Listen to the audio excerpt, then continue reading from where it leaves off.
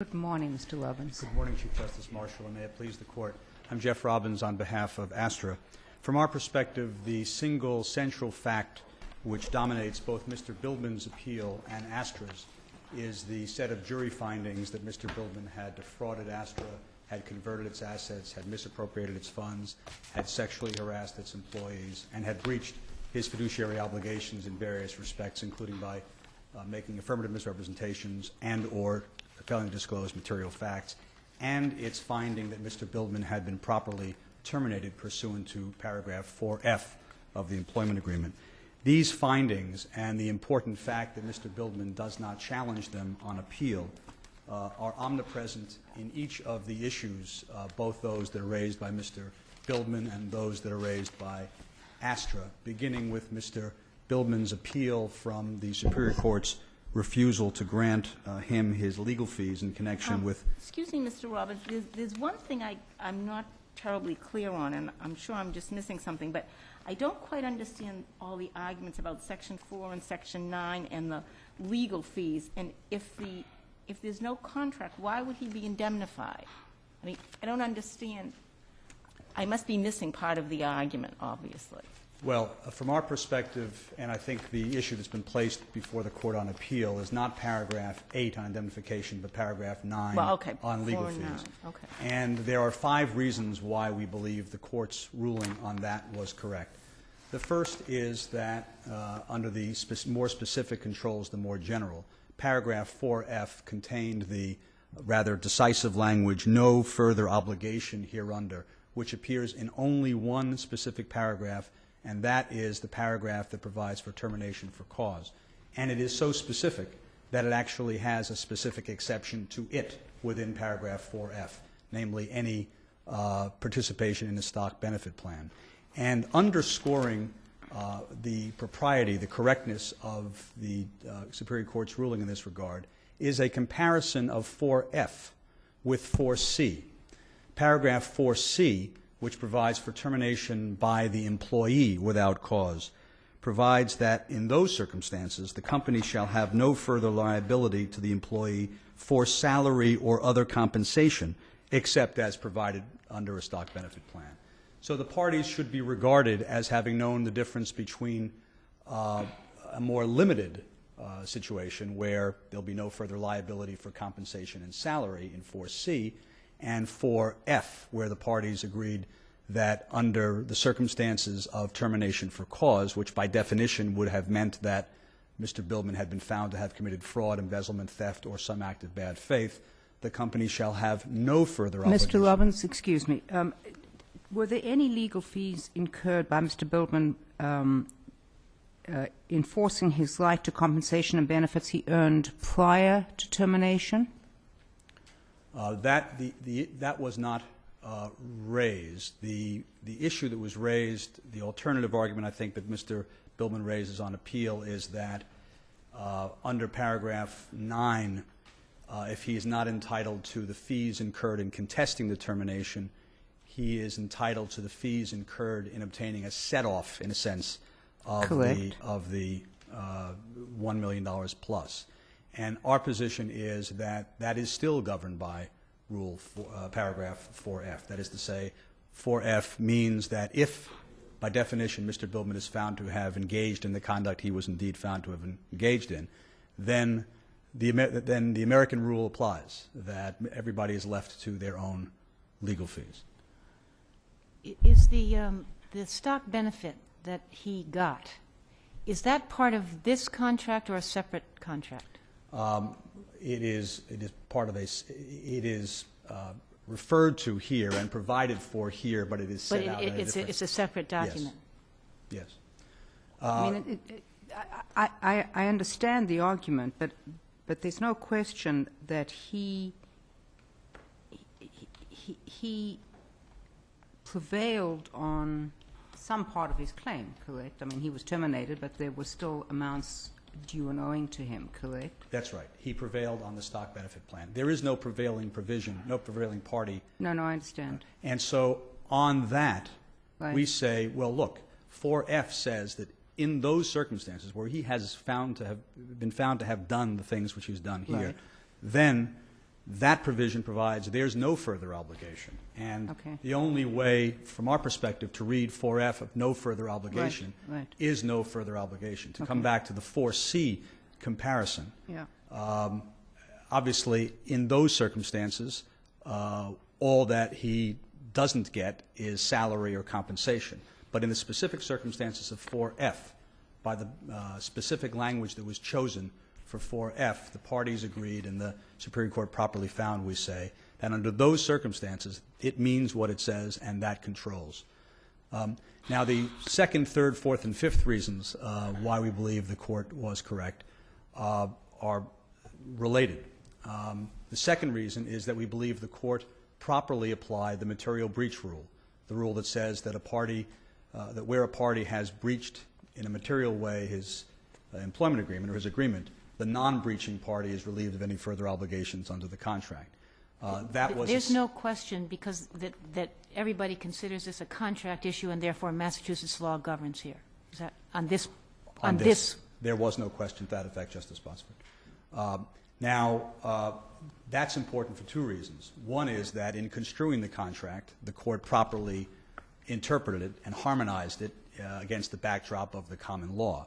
But in addition, it is a second standalone reason, as the court found, why, even if her interpretation of the contract was not correct and paragraph 9 somehow survived paragraph 4F under the common law rule of material breach, Astra would be relieved of any further obligations under the contract.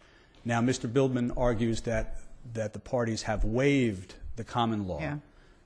And our response to that is threefold. Number one, obviously waivers are not to be lightly inferred, and there is nothing in here which suggests a determination to waive the common law. Second, if there were any waiver, the waiver would be limited to the stock benefit plan, not to the legal fees. That's the only exception in paragraph 4F.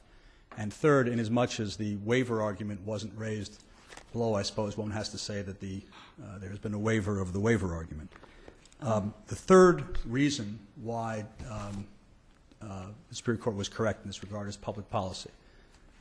Although the analysis was directed to paragraph 8, it applies with equal force to paragraph 9. Because if, in effect, an officer with the fiduciary obligations that an officer has could defraud a company, sexually harass employees, and all of the rest, and nevertheless turn around and tag the company which terminated him based on the breach of fiduciary obligations with the legal fees, it would, A, discourage companies from terminating officers that it knew, it had found, had engaged in breaches of fiduciary duty, and it would, to some degree, encourage officers who had, or those who have fiduciary duties to feel as though they could commit those breaches of fiduciary duty with the knowledge that there was at least some mitigation to them. They could, at the end of the day, contest it and tag the company with the legal fees.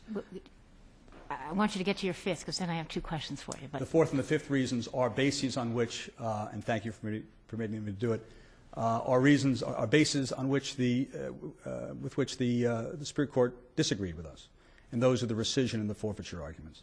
that's what I wanted to ask you about. And we maintain that the contract should have been declared rescinded in any event, which would mean that even if arguments 1, 2, and 3 did not eliminate any claim that Mr. Bildman had to legal fees because the contract should have been declared rescinded, that would be reason number 4. And the fifth reason would be the forfeiture doctrine, that even if the claim to legal fees survived 1, 2, 3, and 4, the forfeiture doctrine would require the forfeiture of any claim to legal fees that he had. Okay. About rescission and forfeiture, one of my questions is, what is different between the two? Maybe, and is one difference that different law applies? That is, arguably, I don't think anybody's really addressed what law applies to rescission, but it could well be Massachusetts because it's rescinding the contract. But forfeiture, I take it, Mr. Bildman may not totally agree, or maybe doesn't agree at all, but there is, at least the judge and your position is New York law applies, correct? Yes. So in terms of substantive relief, what is the difference between those two? The practical significance is the practical distinction is none. That is to say, as a practical matter, the reality is that if applied here, the practical significance would be that any claim that the legal fees that survived would disappear under both, and the set-off would disappear under both. With respect to the, I wondered about that. With respect to the set-off, as you put it, that's, you say, is part of a separate contractual arrangement? The contract, this contract, provides for it in general, but yes, it is part of a separate arrangement. So, I guess my question is whether it's if it's rescission or forfeiture of or let's just take rescission. If it's rescission of this employment contract, would that reach the other one? It would. Yes, it would. It would, because the other one basically is pegged to this. So okay. I think there's no disagreement among the parties that if there was rescission, it would affect the set-off. And forfeiture would because it's compensation. And forfeiture would because it's compensation. Mr. Okay. Lobbins, would you just help me out? You said you disagreed with the judge. The record is big. Did she actually address rescission and forfeiture in her legal fees? No, she did Okay. not. Okay. No, she only set forth 3 reasons on the Right, legal okay. fees, which were my 1, 2, and 3. Okay. And my 4 and 5, Five. rescission and forfeiture, are our own appeal from the Superior Court's Okay. ruling. Okay. The forfeiture, well, the rescission argument, as the Court knows, is essentially as follows. The Superior Court ruled below that there couldn't be rescission because even though there was a fiduciary duty, no one at Astra thought to inquire whether or not Mr. Bildman had engaged in this conduct, and therefore he never made a misrepresentation, and therefore in the absence of an affirmative misrepresentation, Right. the Court found there couldn't be rescission. We submit that that's not correct under the law. On appeal, Mr. Bildman argues that there is essentially a safe harbor from the fiduciary duty during the period when the officer is discussing or negotiating with his company or her company new contractual arrangements, that even if there's an existing fiduciary duty, if there's a negotiation going on, then the fiduciary duty disappears. We say that that is not supported by any law, and indeed, if it were applied, it would substantially gut the protections, the public policy protections, that are afforded to those who have the benefit of a fiduciary obligation. Because Under your argument, do you even have to get to fiduciary duty? on the issue of rescission? Of rescission, yes. Yes. You do. On our rescission argument, our rescission argument is dependent upon a fiduciary duty. I mean, there's no question from our perspective. We didn't contend that in the absence of a fiduciary duty. Because it's non-disclosure. That's so right. it's only because there's a fiduciary duty That's that right. there's a duty to disclose. That's exactly right. That's exactly right. So our rescission argument was dependent upon a fiduciary duty, which the Superior Court found existed, but nevertheless found that a affirmative misrepresentation was required. And therefore, we say that as a matter of law, there should have been a rescission of the contract. With respect to forfeiture, there was a separate, that was treated entirely separately. There was a determination that Astra was entitled to forfeiture. New York law applied, and Astra was entitled to forfeiture, but only to the extent that the value of Mr. Bildman's services failed to meet the compensation that he was met, or put in English, the determinative issue that the court held to determine whether or not we were entitled to forfeiture was the value of his services. And we claimed that that was incorrect because under New York law, that's precisely what is irrelevant. And the court held that it was not only material, but it was determinative. The law in New York is strong, and it provides that forfeiture is generally what is to occur for the period in which the breaches occur, unless there is some basis in the record for apportionment, that is to say, an employee is paid on a commission basis, or unless the breach was not material. And here, there was no dispute that the breaches were material. In fact, the court, of course, found that that was the case. And there was no basis for apportionment. Mr. Bildman wasn't paid on a commission or project-by-project basis. And so we contend that the Superior Court erred by disregarding the New York law that says that the value of the services provided to the company is quite irrelevant, and actually making that not only material but determinative. So the claim would be for which period of time, if you were to prevail on the forfeiture claim? 1991 through 1990, early 1996. Well, would, okay. And that's for all compensation? Yes, and bonuses. Bonuses, expenses, Yes. and I take it, was there, forgive me again, was there evidence as to those amounts? Yes, and it was undisputed. The evidence was roughly $5.6 million in Okay. salary and a bit over $1 million in bonuses. I have one question. Of if I could. With respect to your claim about getting reimbursed for the investigative costs, did you argue to the Superior Court judge that it was really a contribution claim? I wasn't clear whether you put forward at the Superior Court level the claim being made now, which is this is really a sort of compulsory effort under 151B and Title VII. We did. You did both of those, because there was this kind of contribution issue that she talked about in her opinion, so I wasn't... Yes, we didn't argue the concept of contribution. We did argue that we were required to incur those costs because of the sexual harassment statutes, and that in any event, these were the proximate causes. They were not legal fees, but they were the investigative costs incurred. It was, I guess I meant because it was a law firm that did the investigation. Yes, and it was a law firm that did the investigation. And what do you say to Just the... say that, I'm sorry. can you just say that again? And then answer? I was following along. These were investigative fees? They were investigative costs in a Okay. 2-month period long before the litigation incurred as soon as the evidence was brought to the board's attention Okay. of these breaches. Justice Khan? Thank you. What do you say to the defendant's argument that you were investigating other employees also?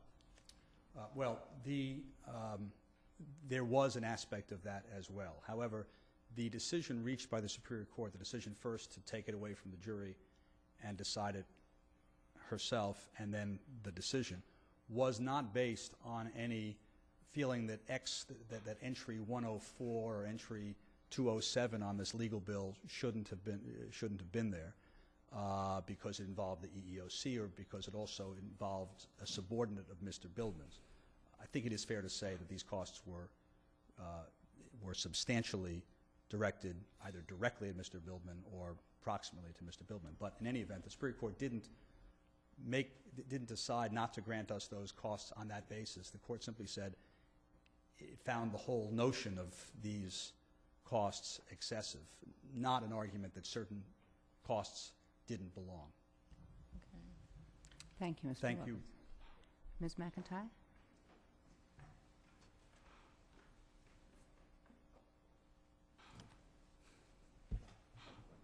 May it please the Court. My name is Rebecca McIntyre, and with my co-counsel, Michael Weissman, we represent Mr. Bildman. I'm going to address Mr. Bildman's contractual right to attorney's fees, and Mr. Weissman is going to address Mr. Bildman's negligent libel claim. Now, on appeal, Bildman seeks to recover the legal fees owed to him under his employment agreement with Astra. And it's important to focus on the language of that agreement. That agreement provides in paragraph 9 that Mr. Bildman is entitled to legal fees if he contests, quote, any termination, end quote. That agreement also provides, however, in another paragraph, paragraph 4F, that Mr. Bildman, that upon a termination of the agreement for cause, Astra has, quote, no further obligation except obligations under compensation and benefit plans. Now, the Superior Court ruled that the no further obligation language trumped the language in paragraph 9 requiring Astra to pay legal fees if Mr. Bildman contested any termination.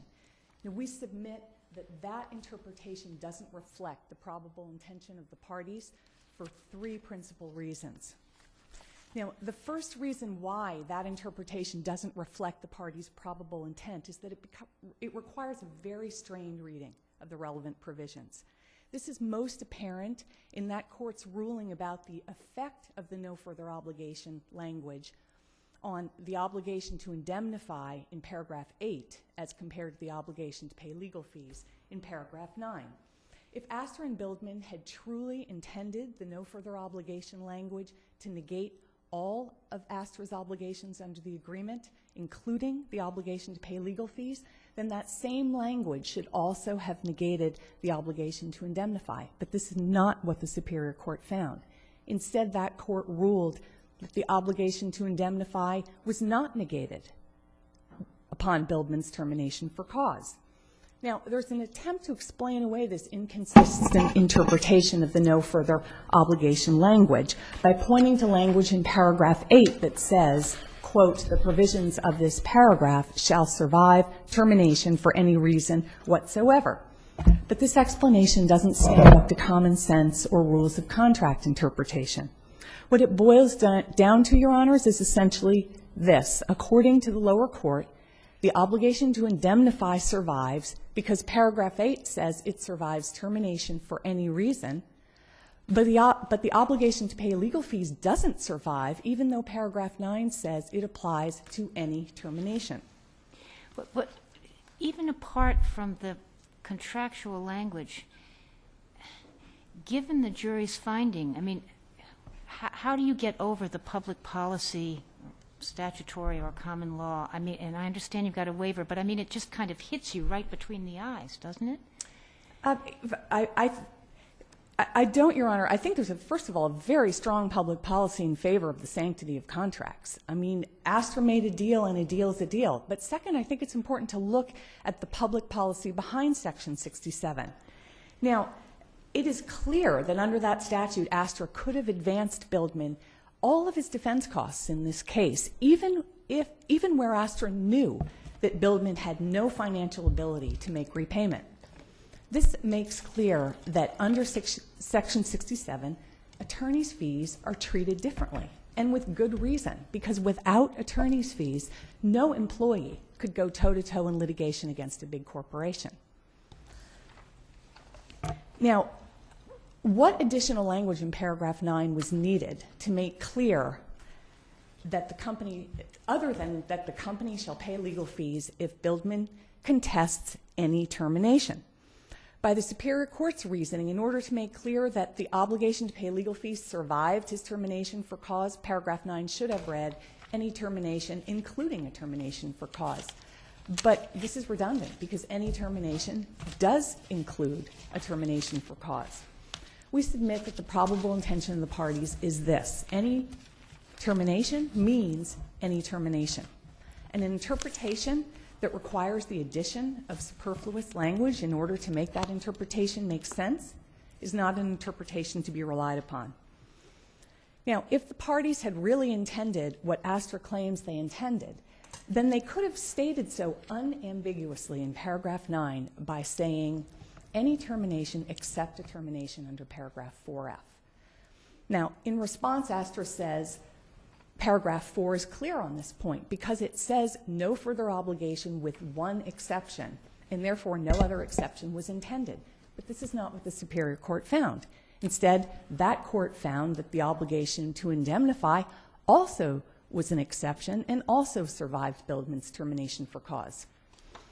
Could you give me an example of what kind of payment Astra might otherwise be obligated to pay, but for the operation of, I think, paragraph 4F, no further, you know, if there's a termination for cause, there's no other obligation. What would be an example of an obligation otherwise might have to pay? Are you saying what would no further obligation mean if not what Astra says it means? Yeah. I think its meaning is clear.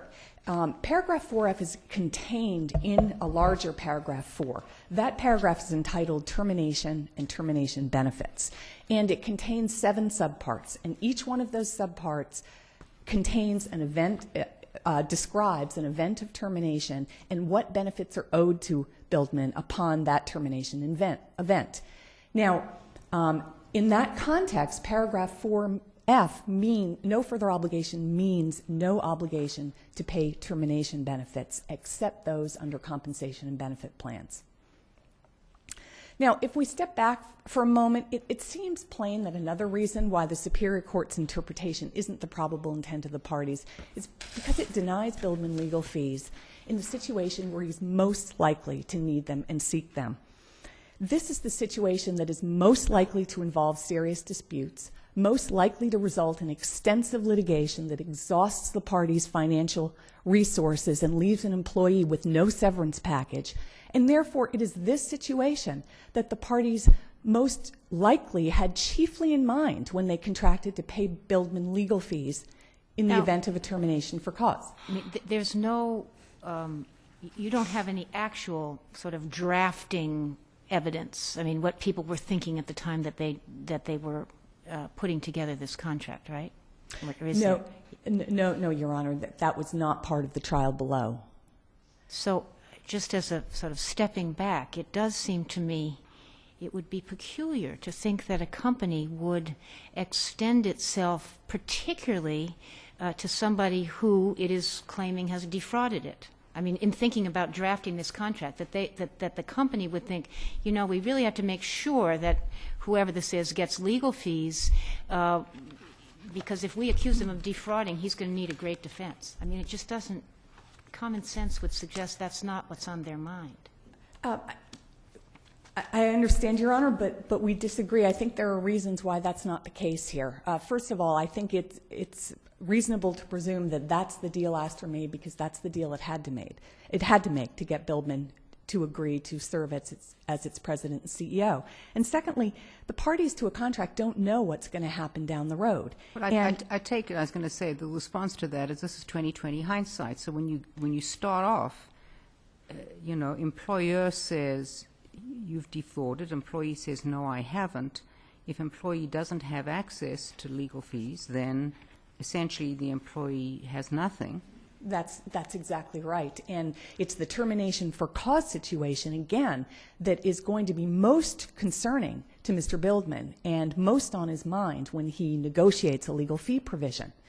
And, and I think it's also important to keep in mind that cause under paragraph 4 includes 4F includes conduct that's not directed at the company at all. For example, cause could be conviction of any felony. And it's not unreasonable to presume that Astra would have agreed to provide Bildman legal fees to contest a termination that was based on conduct not directed at the company and occurring wholly outside the scope of his employment. Do you agree that if we agree with Mr. Robbins about the fiduciary duty and about the rescission issue, if we agree with him that the contract was rescinded, there is no attorney's fees? I would have to agree with that, Your Honor. We don't argue that if the contract is rescinded, he has a contractual right to legal fees. That wouldn't make sense. But I will point out that our position is strongly that an employee does not owe a fiduciary duty to an employer when negotiating his own employment contract. In that instance, he's acting in his individual capacity, and there's no question in either party's minds that they're adverse to each other in that situation. Now, there's a final reason why the Superior Court's interpretation doesn't reflect the party's probable intent, and that's because it would effectively empower Astra to wrongfully withhold benefits that it expressly owed to Bildman even after a termination for cause. Paragraph 9 is... Ms. McIntyre, Yes. I know it will come as a huge surprise to you, but there's a red light flashing. Don't worry. I am so sorry. I am so sorry. You believe me, I wish all counsel apologized if they didn't stop talking. They usually just keep talking, so it's fine. But the briefs are excellent, and believe me, they will be read, so thank you. Thank you so much. Mr. Wiseman.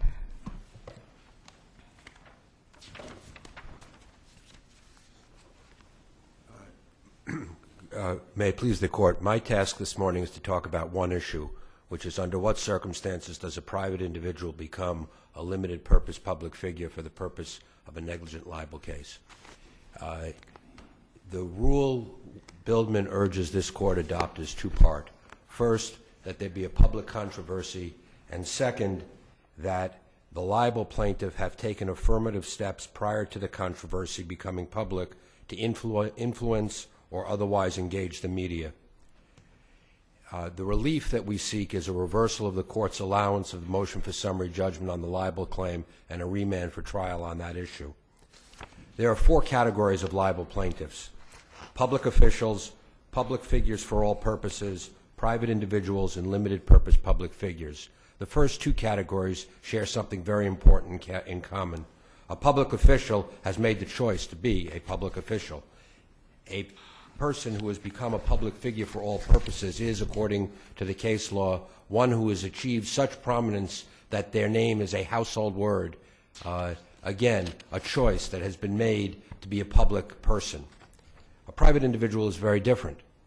A private individual is somebody who's living their life privately, engages in private transactions such as employment, relationships, and the decision to turn that person into a limited purpose public figure and impose upon that person who began as a private individual seems quite unjust to hold them to the same standard of proof in a libel case as we hold public officials and public figures for all purposes.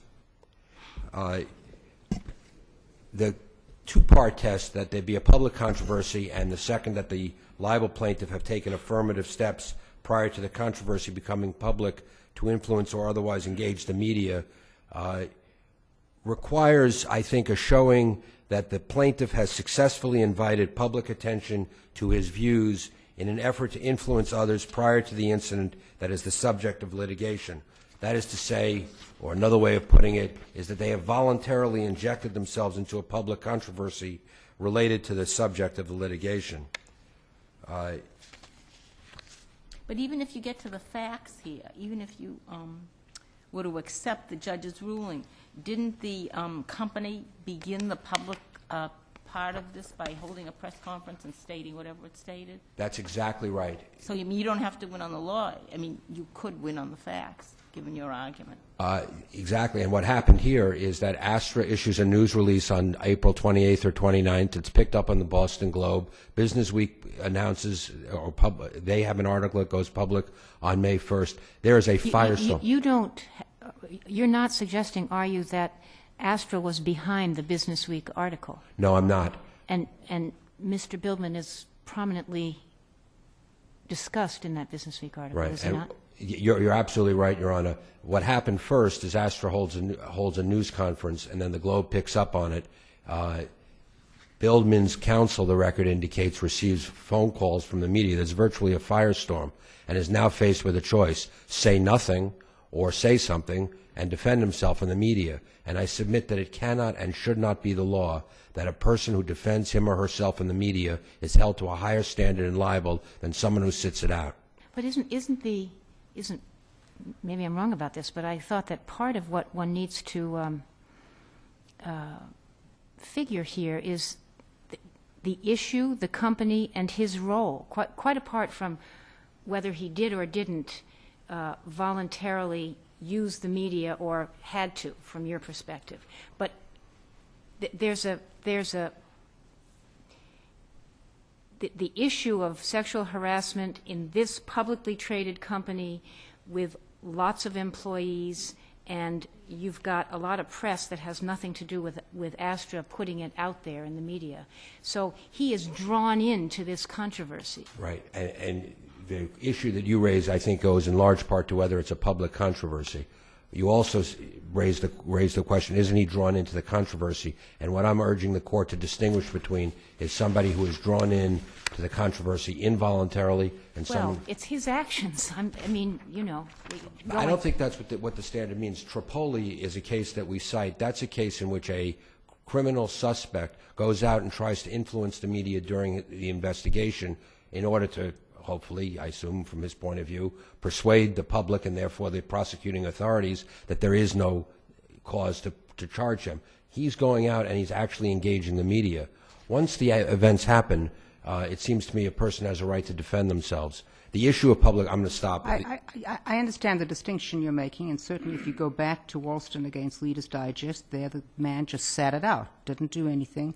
It was by his actions. He didn't show up at a grand jury investigation, and that's essentially, you know, that was one of the early limiting ones. But what is your, essentially what and there was lots and lots of media surrounding. What's the basis of saying that if you just stand back and don't defend yourself? I mean, you've got a Business Week article that Astra was not responsible for, and your client could have just sat it out, couldn't he?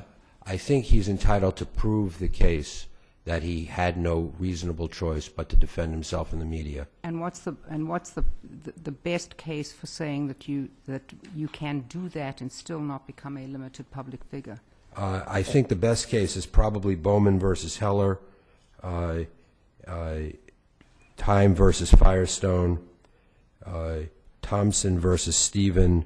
Those cases are cited, and Shafoulis versus Peterson. Those cases are cited on pages 36 to 40 of the brief. May I address the issue of public controversy, or shall I rest on the brief? Unless there are any questions, I think you can rest on your brief. Thank you, Mr. Weissman.